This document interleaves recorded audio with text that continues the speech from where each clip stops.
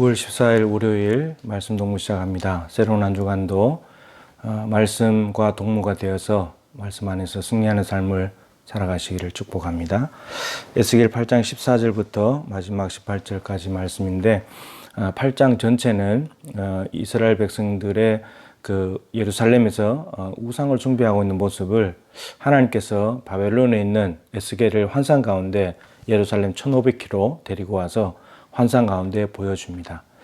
전체 우상의 모습은 질투하는 우상을 숭배하고 있는 이스라엘 백성들, 그리고 곤충이나 짐승이나 우상을 벽에다 그려놓고 장로들 중에 70명이 그 벽화를 보면서 분향을 하고 있는, 향을 사르고 있는 그런 모습들. 하나님께 향을 살라야 되는데 우상에게 향을 사르고 있고, 그러면서 그들이 말하기를 하나님께서 우리를 보지 않으시고 하나님께서 이 땅을 버리셨다, 이렇게 하면서 하나님이 우리를 내팽개친 거야, 그러면서 우상을 숭배하고 있는 이 하나님에 대한 오해, 하나님에 대한 잘못된 생각들, 자기들의 삶을 합리화시키려고 하는, 우상 숭배를 합리화시키려고 하는 이러한 모습들이죠. 그러니까 에스겔이 2차 포로로 잡혀왔는데 그 뒤에 예루살렘의 성전 모습이니까 3차 포로가 이제 임박했을 때 이스라엘 백성들이 지금 얼마나 영적으로 황폐해져 있는가를 보여주는 내용이죠. 그리고 오늘 본문에는 담무스라고 하는 이 신을 위해서 애곡하는 여자들의 모습을 보여주고 있고, 그리고 또 여호와의 성전을 등지고 동편을 향하여서 태양을 숭배하는, 동쪽 태양을 숭배하는 그러한 모습을 또 이스라엘 백성들이 하고 있는 것을 에스겔에게 하나님께서 보여주십니다. 그러면서 하나님의 영광이 성소를 떠나게 만드는구나. 하나님 이런 거예요. 이제 우리말로 표현하면 내 백성들이 나를 여기서 못 살게 하는구나. 나를 내쫓는구나. 성소에서 하나님의 영광이 이제 서서히 떠나기를 시작하시는 이제 그런 내용의 모습이 오늘 말씀입니다. 하나님의 자리에 우상을 바꿔버린 거죠. 그 우상을 다 치우고 하나님을 둬야 되는데 오히려 하나님 자리에 우상을 갖다 놓고 있는 그들의 모습입니다. 오늘 말씀에서 마지막 절을 보고 싶은데 그들이 큰 소리로 내 귀에 부르짖을지라도 내가 듣지 아니하리라.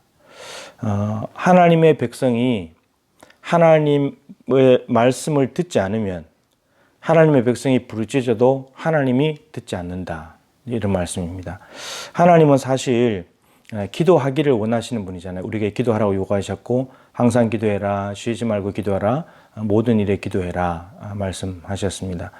그래서 하나님 기도하는 걸 너무 좋아하시고 다 보고 계시고 듣고 계시고, 그리고 우리가 기도하면 천사들이 향료에다가 향연을 가지고 이제 하나님께로 올라간다고 그랬잖아요. 하나님 너무 기뻐하시는 건데, 근데 안 들으시겠대요. 듣지 않으시겠다. 여러분, 하나님이 기도를 좋아하시는데도 안 들으신다는 것은 반드시 우리 편에 문제가 있습니다. 하나님 편에 문제 없어요. 하나님이 무능력하다든지 무관심하다든지 하나님께서 주시기를 싫어한다든지 주실 게 없다든지 그런 것이 아니고 우리 편에 문제가 있어요. 이제 세 가지 말씀드릴 텐데 이 세 가지를 유념해 보고 이게 있다면 하나님이 우리가 아무리 부르짖어도 하나님 듣지 않아요. 첫 번째는 안 구하는 거예요. 기도하지 않는 거예요. 이거는 우리가 구하지 않으니까 하나님이 듣지 않는 거죠. 그러니까 하나님이 못 듣는 게 문제가 아니고 우리가 안 구하니까 그러니까 기도해야 된다, 이런 말인 거죠. 두 번째는 잘못 구하는 거예요. 정욕으로 서로가 잘못 구하는 거. 그러니까 우리가 지금 내가 진정 필요한 게 뭔지도 모르고 구하는 것들이 많이 있습니다. 그 예수님의 제자들 중에 좀 야고보, 요한 그 어머니까지 동원해가지고 왔잖아요. 그래서 주의 영광에 임하실 때 우리 아들 오른쪽 왼쪽에 앉게 해달라고. 그렇죠. 너희가 구하는 것을 알지 못한도다. 분명히 좋은 자리인 건 알아서 그걸 구하는데 그게 뭔지 모르고 구한다는 거예요. 이런 건 하나님이 주실 수가 없다는 거죠. 그것은 누구를 위해 예비되었든지 간에 예수님처럼 십자가의 길을 걸어가는 사람에게 예비된 자리라는 거죠.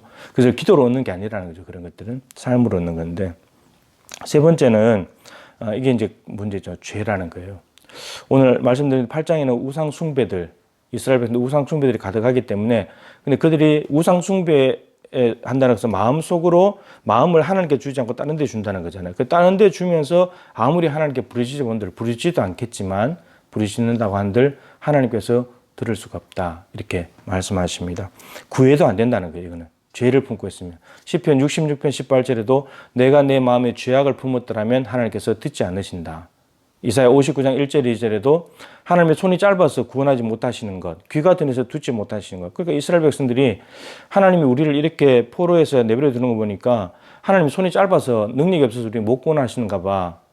우리를 안 도와주시는 거라 하나님 우리 기도를 안 들으시는가 봐. 귀가 둔하신가 봐. 이렇게 생각한다는 거죠. 근데 그것이 아니라 이사야 선지자는 너희 죄악이 너희와 하나님 사이를 갈라놓았다. 이런 죄는 갈라놓는 거예요. 이게 무서운 거죠. 죄는 갈라놓는다. 갈라놔버리기 때문에 하나님과 연결이 안 되게 만들어버리는 거죠.